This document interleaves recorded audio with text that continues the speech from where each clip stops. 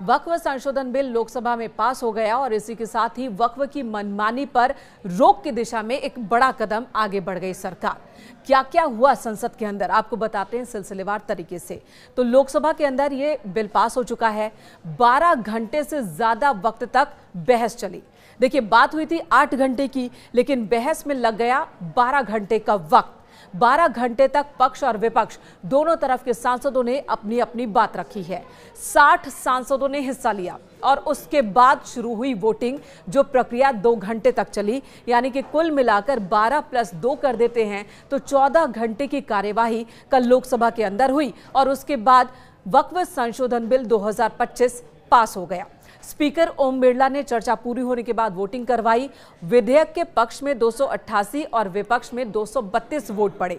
और कौन कौन सी बड़ी बात रही इस दौरान की आपको बता देती हूं। 14 घंटे की कार्यवाही महज 4 मिनट में आपके सामने रखने की कोशिश करती हूं मैं कि रात 2 बजे जब वक्फ संशोधन बिल पास हुआ, उससे पहले लोकसभा के अंदर क्या क्या हुआ। सबसे बड़ी बात, बीजेपी के सहयोगी दल जेडीयू और टीडीपी, जिन्हें लेकर बार बार कयास लगाए जा रहे थे कि क्या ये बिल के समर्थन में वोट करेंगे या अगेंस्ट में। हालांकि दोनों ही दलों की ओर से पहले ही क्लियर कर दिया गया था कि दोनों दल बिल के समर्थन में हैं। व्हिप भी जारी कर दिया गया था सांसदों के लिए और इसी तरह की तस्वीरें संसद के अंदर भी दिखी।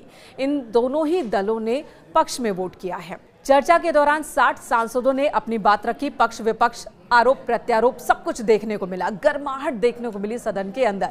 गौरव गोगोई, ओवैसी समेत कई सदस्यों की ओर से गंभीर आरोप लगाए गए। इन्होंने जो संशोधन रखा था उसे खारिज कर दिया गया।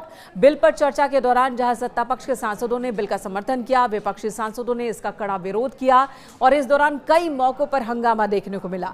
AIMIM सांसद ओवैसी ने अपनी बात रखी और इसी के साथ वक्फ बिल को फाड़ दिया।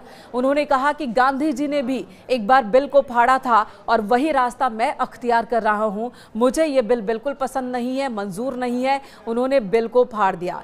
बीजेपी सांसद जगदंबिका पाल ने इसका जवाब दिया। उन्होंने कहा कि यह बिल असंवैधानिक नहीं है, सरकार की कार्यवाही असंवैधानिक नहीं है, लेकिन जो ओवैसी ने संसद के अंदर किया है, सदन के अंदर किया है, विधेयक की कॉपी को फाड़ने का, यह असंवैधानिक है। वहीं इसका जवाब दिया गया किरेन रिजिजू की ओर से भी। उन्होंने भी ओवैसी को निशाने पर लिया और सीधे सीधे पूछा कि जो लोग भी कह रहे हैं कि ये बिल असंवैधानिक है, तो बताएं कि इसमें ऐसा क्या है जो असंवैधानिक है। कई और गर्मा गर्म बहस देखने को मिली।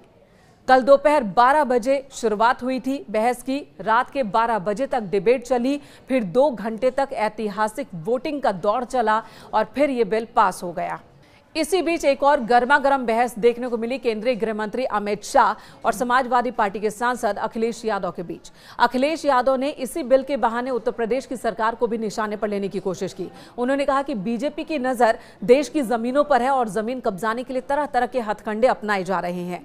केंद्रीय गृह मंत्री अमित शाह ने इसका जवाब दिया और सीधे सीधे कहा कि आप घबराइए मत, उत्तर प्रदेश में बीजेपी 3 बार और सरकार में आएगी। और अमित शाह ने कहा कि सीएम योगी आदित्यनाथ फिर रिपीट होने वाले हैं।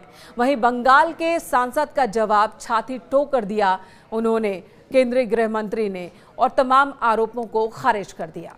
मुस्लिम सांसदों की ओर से भी अपनी अपनी बात रखी गई, जहां समाजवादी पार्टी के सांसद जियाउर रहमान बर्क ने कहा कि इस देश के मुसलमानों को गद्दार की नजर से देखना बंद कर दीजिए।